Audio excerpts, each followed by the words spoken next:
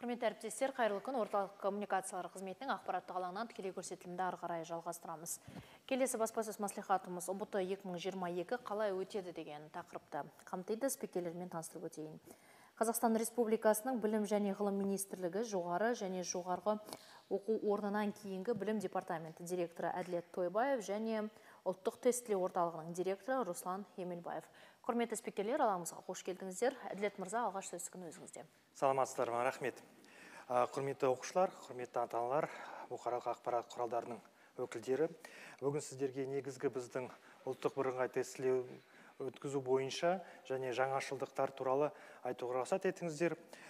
Бізде биыл ұбт-ға тіркелу 28 сәуірден бастап 14 мамырға дейін жалғасатын болады. Өтініштерді қабылдау әдеттегідей ұлттық тестілеу орталығының сайтында жүргізіліп жатыр. Осы күнге дейін қазіргі уақытта 130 мыңнан аса біздің талапкерлер өз өтініштерін беріп үлгерді.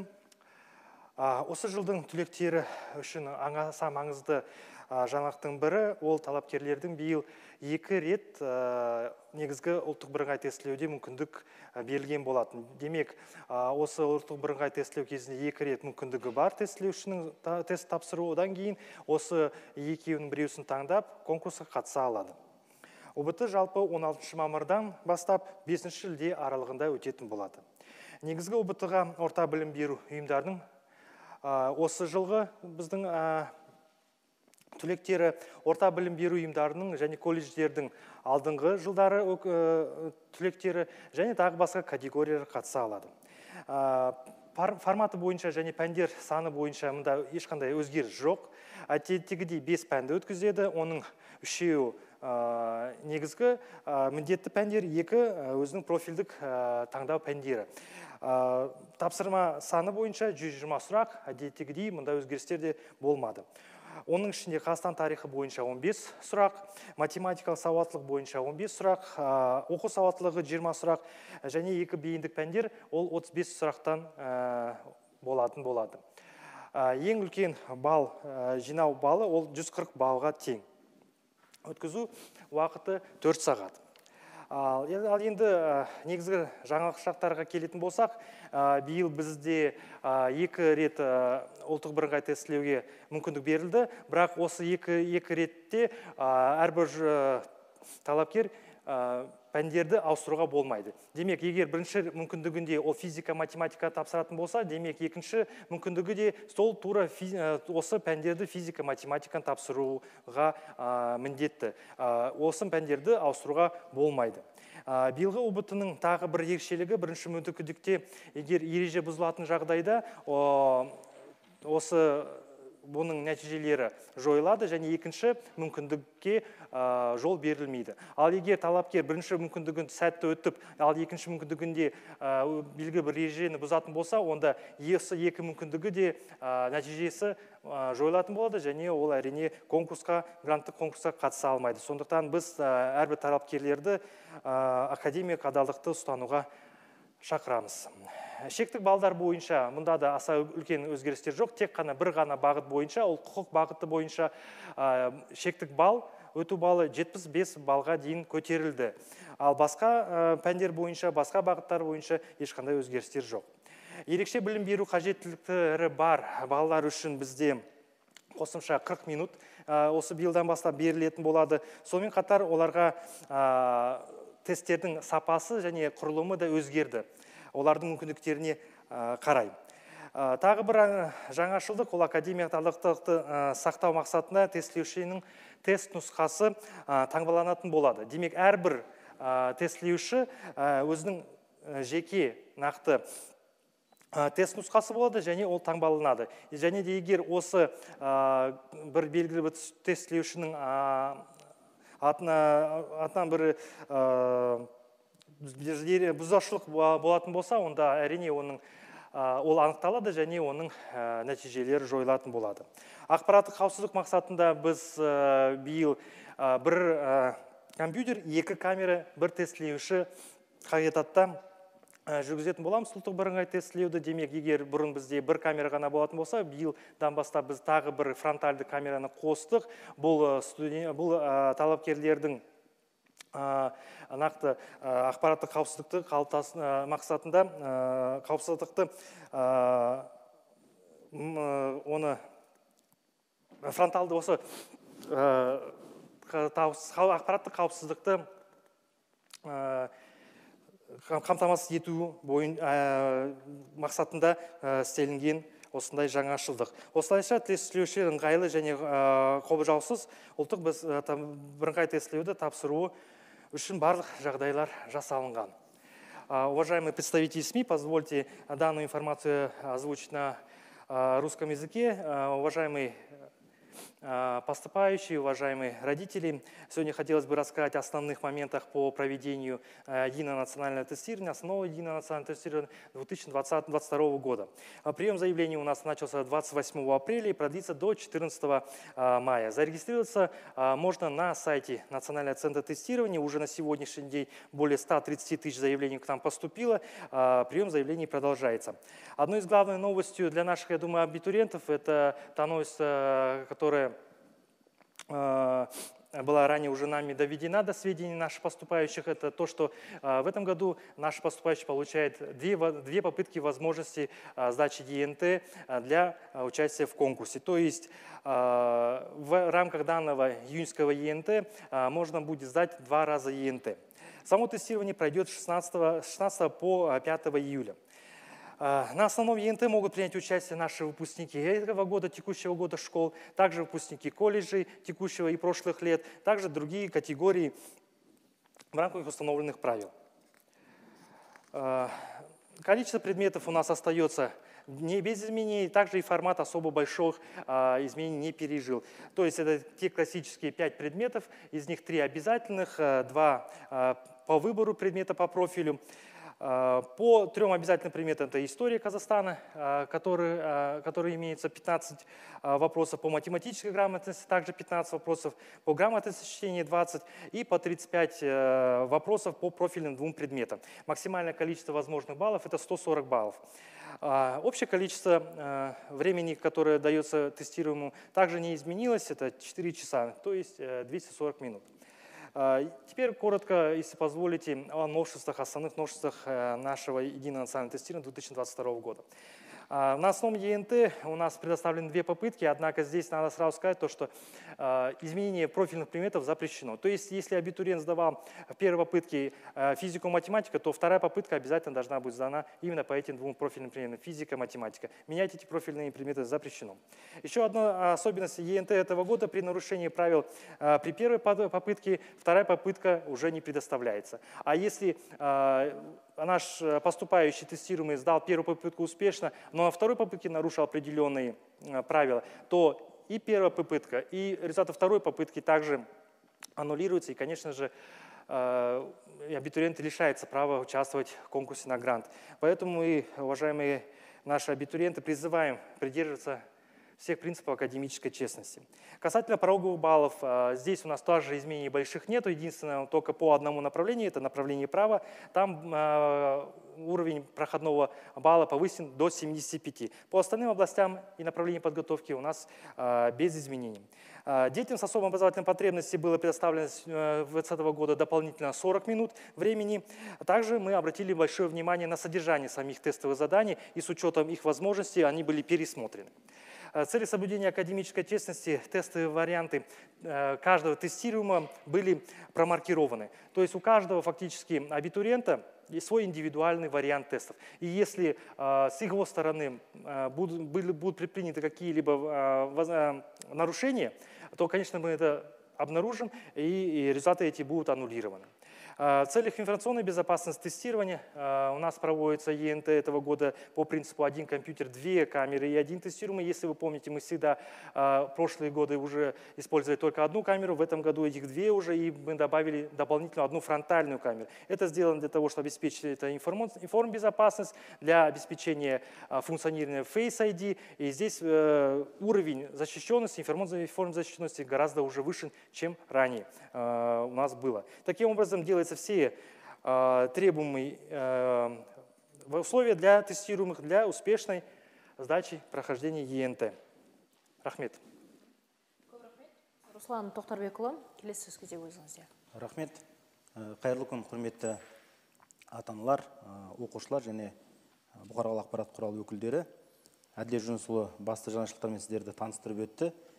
Мен де өзге де жасалып жатқан жұмыстармен бөліссем. Жаңа да айтыла кетті, негізгі ұбт-ға тіркелу 28 сәуірде басталып, 14 мамырға дейін жалғасады. Онлайн форматта өтеді. Жаңа мынау компьютерлік форматқа өткеннен ең басты ерекшелік, бұл жерде талапкерлер өздері тапсыратын күнін, тапсыратын уақытын және жерін өздері таңдай алады. Бұл да өте үлкен бір бізге жасалып отырған бір мүмкіндік. Екінші маңызды мәселе, компьютерлік форматқа өткеннен кейін қазіргі кезде апелляцияны ұбт-ны аяқтай салысымен 30 минуттың ішінде беруге болады. Егер естеріңізде болса, бұрынғы кезде қағаз форматында болған жағдайда келесі күнді күтіп, бала сұрақтарын бәрін есіне түсіру керек болатын. Бұл да компьютерлік форматтың ең үлкен бір ерекшелігі. ұбт аяқталғаннан кейін оқушыға екі мүмкіндік беріледі: не емтиханды толығымен аяқтау, немесе апелляцияға беру. Сол кезде жаңағы апелляцияға қатысты 120 сұрақтың барлығы оқушының өзінің көз алдында бұл да бере алады. Сонымен қатар, мына негізгі ұбт-ның алдында тағы бір іске қосылған үлкен бір жаңалықтардың бірі, бұл онлайн сынақ тестілеу іске қосылды. Тегін біздің тест-центрдің сайтында кез келген оқушы өткен жылда болған, биылда болып жатыр, бірақ биылғы жылғы бұл онлайн тестілеудің, сынама тестінің ең басты бір ерекшелігі, бұны қазіргі кезде өту үшін міндетті түрде ұлттық тестілеу орталығында аккаунты болуы, тіркелуі шарт емес. Кез келген оқушы өзінің ЖСЕ-ін жазып, осы емтиханды тапсыра алады. Бұл да балаларға негізгі ұбт-ның алдында дайындық үшін үлкен бір мүмкіндік беріп отыр. Біз бұл бағытта жұмысымызды жалғастырамыз. Осы онлайн сынама тесттері әрқашанда біздің оқушыларымызға қол жетімді болады. Үшінші, тағы да істеліп жатқан биылғы 2 жыл қатарынан біз Қазақстандағы белді оқу орталықтарымен бірлесе отырып, ұлттық тестілеу орталығының ұйымдастыруымен тікелей эфирде YouTube каналдарында сабақтар өтіп жатыр. Бұл қазан айында басталған, міне оқу мамыр айының соңына дейін жалғасады. Бұл жердегі де басты мақсатымыз әсіресе ауылды жердегі біздің оқушыларымыздың ұбт-ға дайындықтарын одан сайын жақсарту мақсатында осылай білікті мамандар тарапынан тікелей эфирде сабақтар өткізіп жатыр. Тікелей эфирде өткізудегі ең басты мақсаттарымыздың бірі, қатысып отырған оқушылар комментарийға жазып, мұғалімға тікелей сұрақтарын сұрай алады. Тағы да бір биылғы жылдың жаңашылдығы, бұл Наурыз ұбт-сы кезінде пилоттық жоба ретінде енгізілген бір тақырыптық талдау. Қазіргі таңда оқушы ұбт-ны тапсырып болғаннан кейін, егер бұрынғы кездерде тек қана қанша сұраққа дұрыс немесе қанша сұраққа бұрыс жауап берген және тек қана балын көрсе, қазіргі кезде ұбт аяқталғаннан кейін әрбір оқушының жеке кабинетіне арнайы жеке тақырыптық талдау бар. Бұл тестленушілердің әр пәнді меңгеру деңгейін түсінуге және ұбт-ға дайындығын одан сайын жақсартуға үлкен бір мүмкіндік беріп отыр. Сонымен қатар, жалпы ұбт-ның тарихындағы ең көп талқыға салынған пәндердің басты көшінде бұл Қазақстан тарихы келе жатыр, бәрімізге мәлім. Сол себептен биылғы жылы Қазақстан тарихынан сұрақ саны өзгертілген жоқ, бірақ жаңа фактологияға, жаттауға негізделген сұрақтардың санын азайту мақсатында контекстік, яғни мән-мәтін сұрақтары енгізілді. Ол ең басты 15 сұрақтың соңғы 5 сұрағына байланысты белгілі бір мәтін немесе карта беріледі. Бала сол мәтінге, сол картаның негізінде берілген 5 сұраққа жауап береді. Бұл да кез келген жаттауға, бейімдеуден функционалды сауаттылыққа негіздеуге бағытталған іс-әрекеттер. Сонымен қатар бізде ең көп дайындықтың кезінде оқушыларымыздың айтатыны, әсіресе Қазақстан тарихы және дүниежүзі тарихынан әр оқулықтарда әртүрлі тарихи даталар беріледі. Осының алдын алу мақсатында, қарама-қайшылықтардың болмау мақсатында 2 жыл қатарынан ұлттық тестілеу орталығы өзінің сайтында Қазақстан тарихынан және дүниежүзі тарихынан 100 датаны жариялап отыр, бекітіп. Және егер ұбт-да датаға байланысты сұрақ келетін болса, тек қана сол 100 датадан беріледі. Бұл жердегі басты мақсатымыз жаңағы әртүрлі тарихи даталардағы қарама-қайшылықтарды болдырмау және балаларға кез келген датаны жаттап қиындатпауға негізделген жұмыс болатын.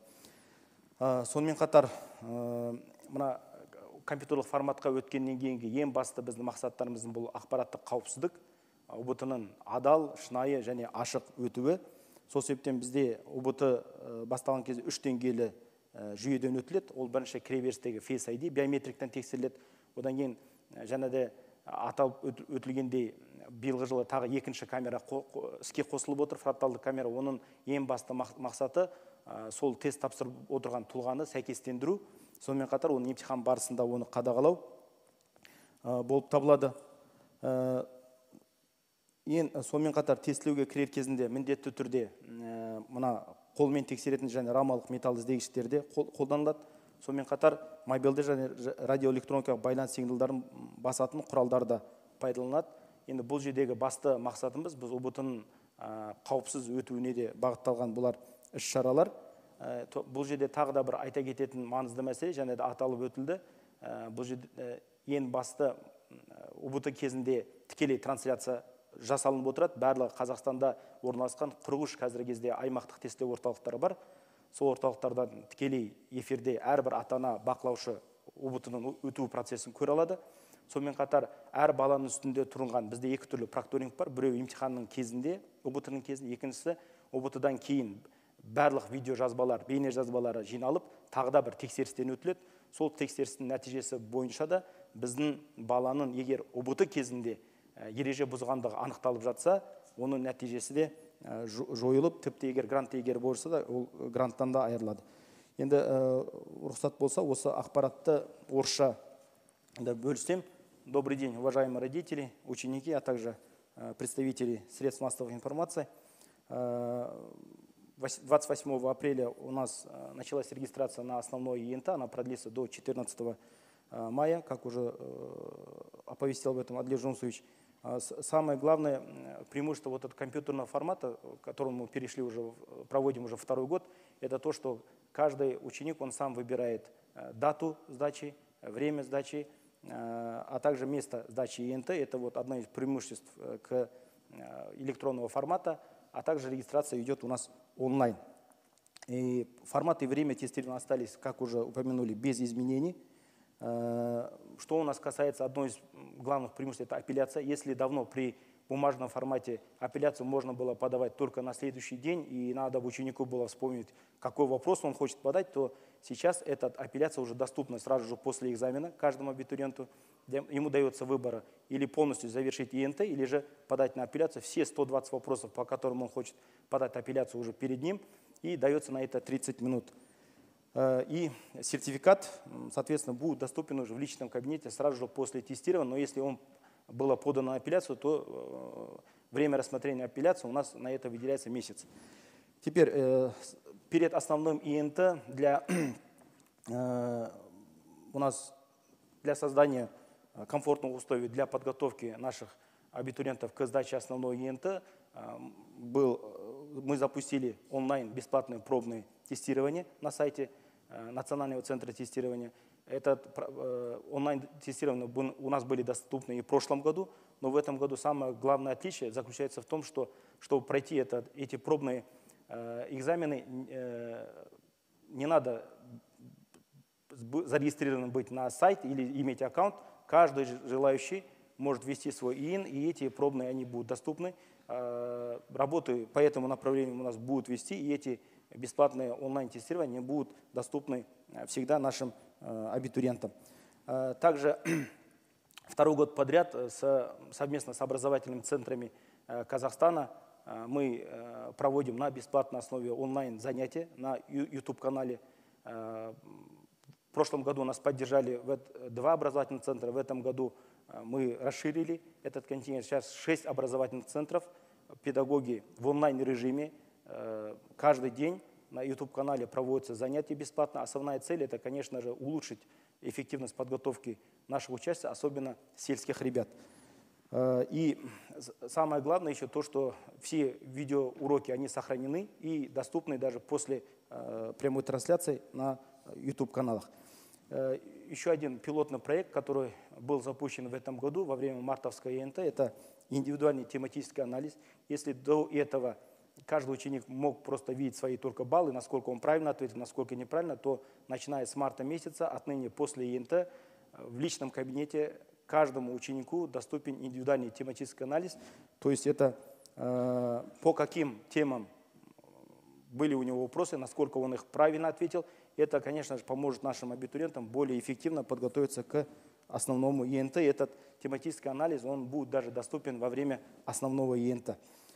И самый, конечно же, обсуждаемый предмет за всю историю ЕНТ – это, конечно же, история Казахстана. В этом отношении, конечно, была проведена тоже работа. В этом году были введены по этому предмету контекстные тестовые задания. С сохранением количества тестовых заданий они остались без изменений, 15 вопросов. 10 вопросов первоначально с 1 по 10 это у нас традиционные вопросы, где вопрос и 5 вариантов ответа, один из которых правильный. Последние 5 вопросов предоставляется какой-нибудь текст или карта, и ориентируясь на эту карту, уже анализируя этот текст, ученик должен ответить на 5 вопросов. И следует отметить, что тестовые задания, не только историю Казахстана, но по всем предметам это идет, они основаны не на фактологию, а именно были направлены на выявление функциональной грамотности. Еще то, что касается у нас истории Казахстана, у нас есть и по всемирной истории, у нас есть особенно исторические даты, очень много спорных вопросов вызывает у нашего учащества. Они говорят, то есть в разных учебниках дают разные исторические даты, есть противоречия.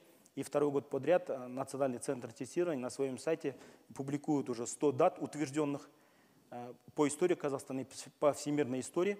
И если во время сдачи ЕНТ будут вопросы, именно которые касаются дат, то есть кроме вот этих 100 дат, других дат не будет. То есть, соответственно, это тоже сделано для того, чтобы облегчить сдачу ЕНТ нашим ученикам, а также чтобы снять все вопросы насчет противоречий исторических дат. Теперь, конечно, после перехода к электронному формату особое внимание у нас уделяется это информбезопасности, как уже выше было отмечено. Мы уже в этом году к основной камере была добавлена еще одна фронтальная камера.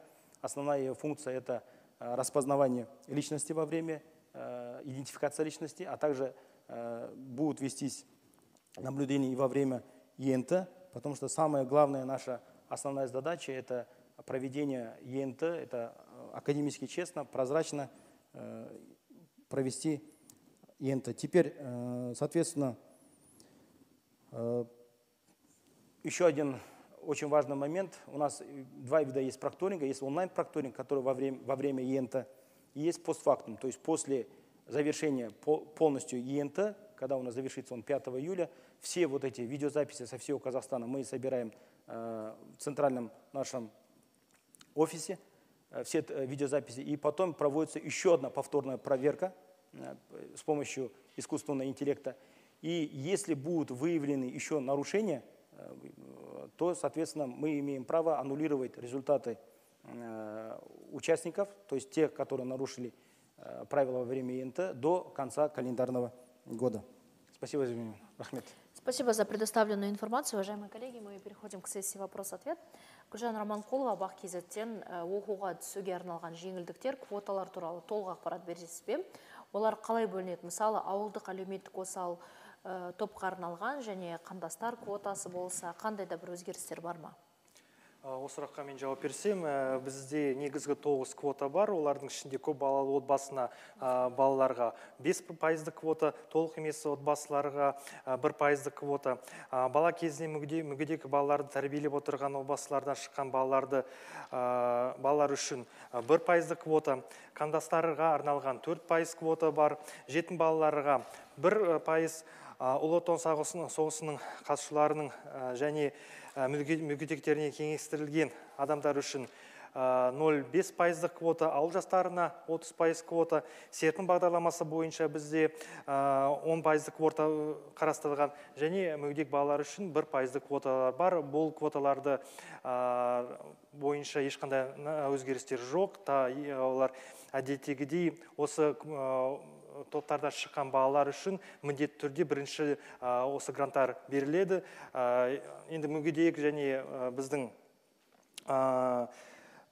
жетім балаларға келетін болсақ, айта кететін жөн бір жағдай, былтыр бізде және оның алдыңғы жылда осы топтардан шыққан балалардың барлығына біз грантпен қамтыдық, және биылда осы бағытта жұмыс істейтін боламыз. Рахмет. Ал гранттар сала бойынша қалай бөлінеді? Мысалға, маман жетіспейтін салалар ескеріле ме? Бұл бағытта әр жыл сайын білім және ғылым министрлігі, біздің еңбек министрлігіндегі әріптестеріміз бірлесе отырып жасаймыз. Біздің еңбек және халықты әлеуметтік қорғау министрлігі болжамын ескере отырып, соның негізінде әрбір сала бойынша керекті көлемдегі гранттар бөлінеді. Әрине, Атамекен палатасы бар, және де басқа да құзыретті мемлекеттік органдар болардың да ақпаратын еске алып, осы әрбір бағыт бойынша тиісті көлемде гранттар бөлінеді. Ең басты біздің бір фактор ол еңбек нарығының сұранысы. Соған қарап біз жыл сайын гранттарды бөліп отырамыз. Рахмет жауабыңызға. Даля Насипова, журналист телеканала 31 канала. Министр образования Асхат Аймагамбетов сказал, что он не поклонник ЕНТ, но этот механизм позволяет минимизировать коррупционные риски. Так ли это на самом деле? Как часто бывают случаи, когда выпускники покупают необходимые баллы? Ну, здесь надо сразу сказать, что, конечно, формат и сама процедура единого национального тестирования, она не идеальна как форма тестирования. Однако это самая лучшая ныне существующая система, обеспечивающая прозрачное поступление, распределение грантов для наших поступающих. Более совершенной системы на данный момент нет. Мы над ней работаем ежегодно над совершенствованием. И сейчас самое главное, мы достигли довольно-таки больших успехов по формату проведения. Теперь сейчас мы работаем по содержанию именно. И с каждым годом наши тестовые задания, они более становятся качественными и приближаются к стандартизированным международным тестам. В этом направлении мы будем работать. Но надо сразу сказать, что, конечно, это не самая совершенная форма в мире, но благодаря именно этому формату поступления тысячи и тысячи ребят ежегодно получают свои гранты.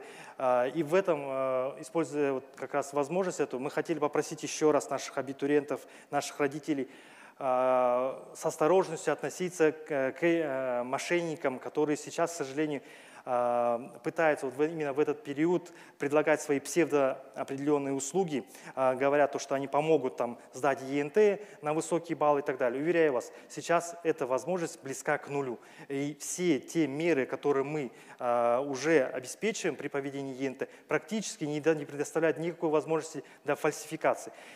Именно поэтому мы сейчас выявляем подставные лица, когда раньше мы это не могли выявить, потому что не было Face ID, а сейчас это есть. То есть у нас трехфазовая идентификация личности, у нас идентификация личности во время процедуры самой проведения ЕНТ, когда ребенок сидит за камерой, его несколько раз мы проверяем, перепроверяем. Более того, есть мониторинг, постмониторинг с использованием всех видеозаписей, которые мы получаем в рамках проведения ЕНТ. Поэтому мы говорим, чтобы, пожалуйста, не поддавайтесь на уговоры всевозможных мошенников, сдавайте и соблюдайте академическую честность в рамках ЕНТ. Рахмет. Рахмет. Ирина Панфилова, телеканал Хабар 24. Пожалуйста, Ирина. Добрый день. Вы сказали про камеры, да, дополнительные, которые на компьютерах установили. Это биометрия, правильно я понимаю, или нет? Если да, то все ли школьники попадут под эту биометрию? То есть всех ли будут проверять, или оно как-то выборочно? Нет, всех. То есть идентификация личности, она идет, получается, при входе у нас есть биометрия. И вот эта фронтальная камера, которая была установлена в этом году, она проверяет всех. И самая основная задача, как только что мы упомянули, это идентификация личности, то есть полностью исключить подмену лиц. Например, в прошлом году у нас таких было выявлено фактов, 18 фактов было выявлено во время ЕНТ 2021 года. В этом году, во время проведения январской и мартовской ЕНТ, когда у нас была уже дополнительная камера, у нас таких фактов не было. То есть полностью на данный момент мы исключили факты подмены лиц. Ну, то есть это 100% шанса пройти какому-то другому лицу не будет. Нет. Вы даете гарантию? Даем гарантию. Хорошо. Второй вопрос. Вы сказали, что будет два, да, этапа, когда люди смогут сдать ЕНТ, школьники, правильно я понимаю? Две попытки. Да, две попытки. Но сейчас мне вот родители школьников говорят о том, что пытаются зарегистрироваться сразу на две попытки, вот этих не получается. То есть получается либо на первый вот этот этап, либо на второй нет. Когда это можно сделать? 28 апреля у нас началась регистрация, тогда мы родители всех участников оповестили об этом. Пока идет регистрация только на первую попытку. На вторую попытку регистрация начнется в конце этой недели. То есть дату мы на днях завтра точно скажем. Все, Рахмет. Спасибо. Неге KZ-тен Маржан Сәбет келесі сауалды жолдапты. Министрлік бірнеше жыл бұрын ОБТ қорытындысы бойынша мектептер рейтингін шығаруға тыйым салу туралы шешім қабылдаған болатын. Биылдан бастап ұлттық бірыңғай тестілеудің нәтижелері мектептердің жұмысын бағалауға қайтадан қолданылатыны айтылды. Енді мектептер рейтинг үшін үлгерімі нашар оқушыларды ОБТ-ға қатысудан шеттеуді бастамай ма? Ондай жағдайда қандай шара қолданасыздар? Жауап берсем, біріншіден бұл жерде рейтинг жоқ. Бір нәрсені ұғуымыз керек. 2017 жылдан бастап жаңа ОБТ-ның форматы енгізілгеннен кейін ОБТ-ның мектептегі алтын белгіге немесе қорытынды аттестаттауды мектептің бағасына ешқандай қатысы жоқ. Бұл біріншіден. Екіншіден жаңа сіздің айтып отырғаныңыз мәселе ол осыдан март айындағы мен жаңа айтқан тақырыптық талдау пайда болғаннан кейінгі не болатын дұрыс түсініспеушілік. Бұл жердегі басты мақсат тақырыптық талдаудағы енгізілуде, соны көбі түсініп қалды. Қайтан рейтинг бола ма, қайтан анықталу олай емес. Ол тақырыптық талдаудағы енгізудегі ең басты мақсатым, және мен жоғарыда да атап өттім, әр оқушының жеке кабинетінде болады. Және оның мақсат баланың ОБТ-да қай тақырыптардан сұрақтар келді, қаншалықты оған дұрыс жауап берді, және баланың негізгі ОБТ-ға дайындығын күшейту мақсатында. Әрине ол бойынша да министрлік атап өткен болатын. Жалпы бұл үлкен бір жобаның бастамасы. Біз бүкіл Қазақстан бойынша ондай бір мәліметтер қолымызда болады. Яғни қаншалықты тақырыптар мен келіп жатқаным, бірақ оны рейтинг мақсатында немесе бір мектептер арасында қайтадан бұрынғыдай не мақсатында ол қолданылмайды. Рахмет жауабыңызға. Марат Башимов, человек и закон. Марат Советовича нету. Серік Жолдасбай, Алашорда. Серік Мырза, байланыстасыз ба? Иә, байланыстамын. Сұрақтарыңыз қоя беріңіз.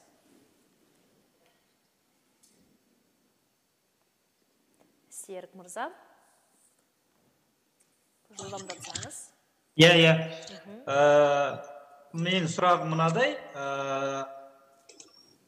Мынау биыл ұлттық бірыңғай тестілеуге, тапсырыс беруге, өтінішке қанша пайыз қазақ тілінде өтініш берді, қанша пайызы орыс тілінде өтініш берді? Жауап бересіз ба? Жалпы негізде беріп жатқандардың қазіргі таңдағы ішінде бізде жыл сайын бір көрсеткен етінде 78% қазіргі кезде қазақ тілінде беріліп жатыр. Қалған пайызы орыс тілінде жүрмек. Жыл сайын білесіздер, қазір ОБТ-ны сонымен қатар ағылшын тілінде де тапсыруға мүмкіндік бар. Бірақ қазіргі таңда нақты ағылшын тілінде тапсырған жоқ, бірақ біз мәлімет ретінде айта аламыз. Мысалы, Наурыз ОБТ-сына ең соңғы болған Наурыз ОБТ-мызда 145 оқушы ағылшын тілінде ОБТ-ға өтініш білдірген болады.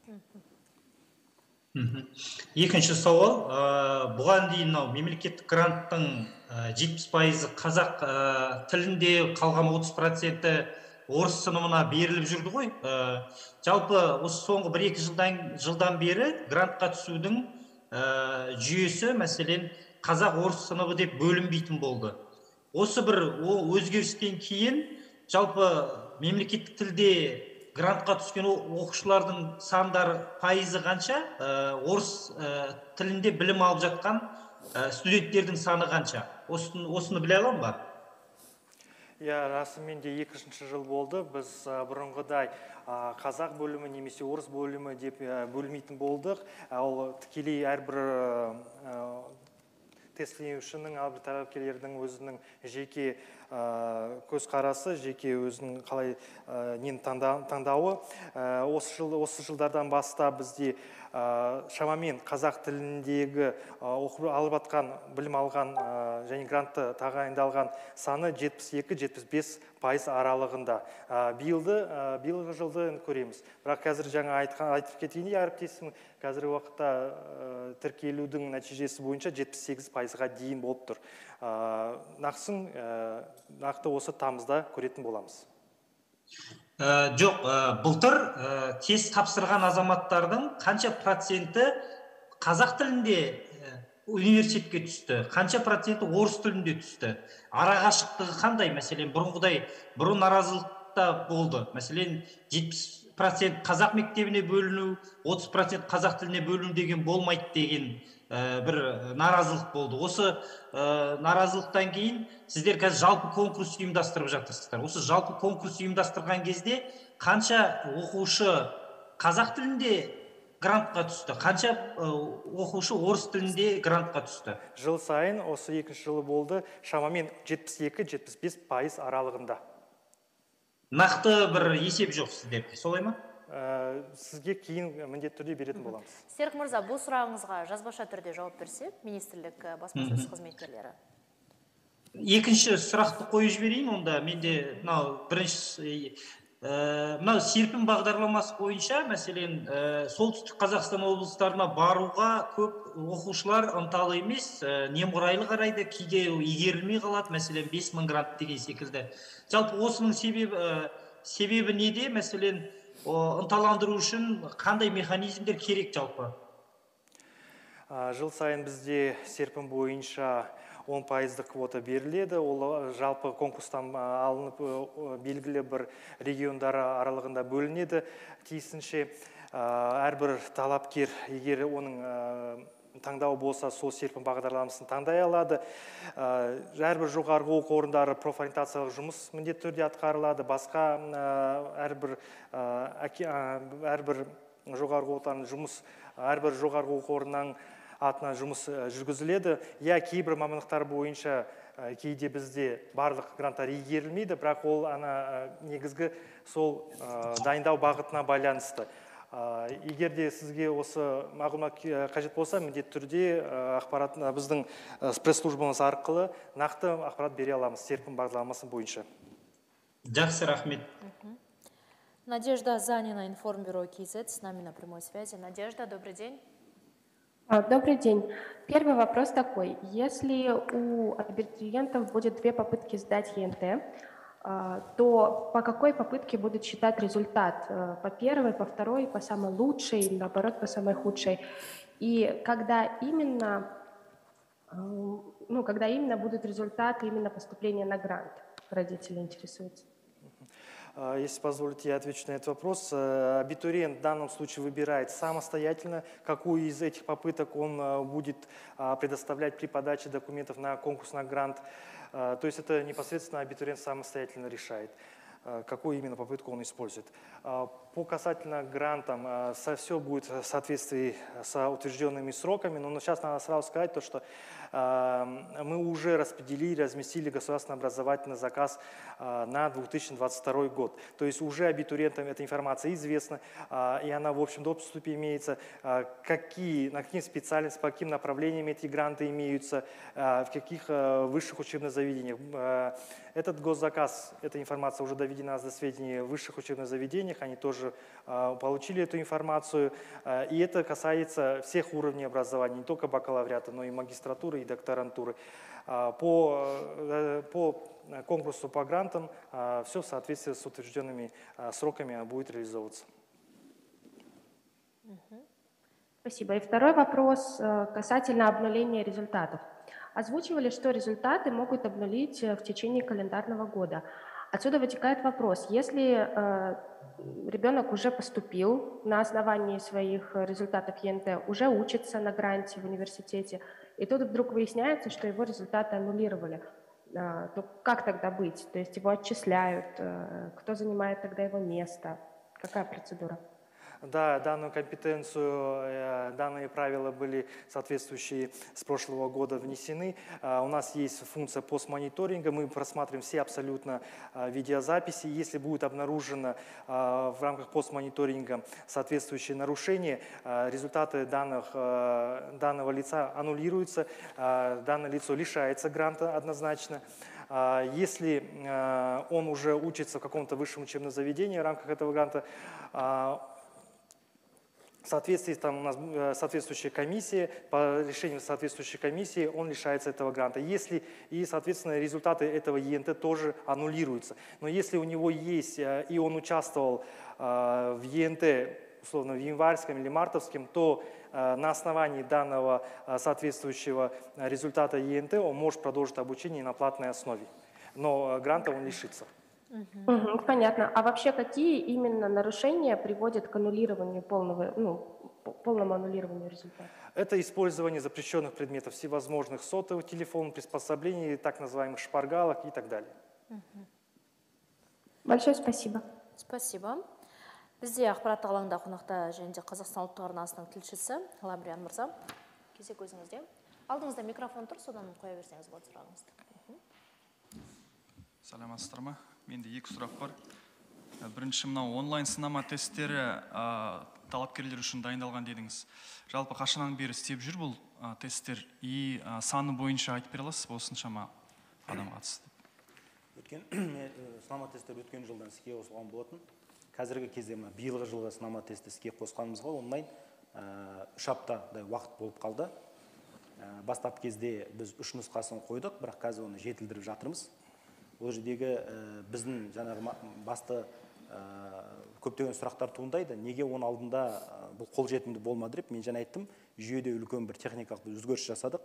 Егер оның алдында өткен жылдары онлайн сынама тесті тегін тапсыру үшін оқушы міндетті түрде біздің жүйеге тіркелуі керек болса, аккаунты болу керек болса, биылғы жылы біз ол жүйені жеңілдеттік. Қазір кез келген оқушы тек қана бір ғана шарт бар, өзінің ЖСЕ-нін жазады, сынама тесттен өте алады. Бұл енді жылдың оқушыларда қазір кезде көптеген сұрақтар сұрап жатыр, мынандай бір жалған ақпарат тарап жатыр. Бұл сынама тесттер тек қана негізгі ұбт-ға дейін қолжетімді болады деп олай емес. Бұл сынама тесттері осы уақыттан бастап кез келген уақытта оқушыларға қолжетімді болады. Қолжетімді болады, бірақ сан айта алмайсыз, е? Біз оны жаңартып отырамыз ғой. Жаңалап отырамыз. Түсінікті. Және мынандай әріптестерімнен сұрақ түсіп тұр. Зерде мамандандырылған мектебіне байланысты. 7-ші сыныпқа түсу үшін 500-ден астам оқушы тест тапсырады, алайда 50%-ға жуығы өте алмаған дейді. Ата-аналар бұған техникалық ақау себеп болуы мүмкін дейді. Өйткені оқушылардың белгілеген жауап парақтары дұрыс болмаған. Сканер арқылы тексерілетін жауап парақтарында 25, 26, 27-ші нұсқа болмаған. Оқушылар оны қаламмен толтырған, ал жауаптар компьютер арқылы тексерілген. Ата-аналар тарапынан сұрақтардың орны ауысып кетуі мүмкін деген күмән келтіріп отыр. Сіздердің осы жайттан хабарларыңыз бар ма? Мұндай жағдайда қайта тапсыру мүмкін бе дейді? Енді бұл біздің спикерлердің құзыретінде емес деп ойлаймын, Лабриан мырза. Баспасөз қызметкерлері отыр, сізге міндетті түрде, жазбаша түрде жауап береді, иә? Рахмет, жақсы. Рабиға Бақытжанқызы, Туризм KZ бізбен тікелей байланыста. Рабиға ханым да жоқ екен бізбен байланыста. Онда, құрметті спикерлер, бүгін уақыт бөліп алаңымызға келгендерің үшін алғыс айтамыз, ақпарат бергендерің үшін алғыс айтамыз, сіздеріңізге сәттілік тілейміз. Әріптестер, осымен тәмамдаймыз, аман сау болыңыздар.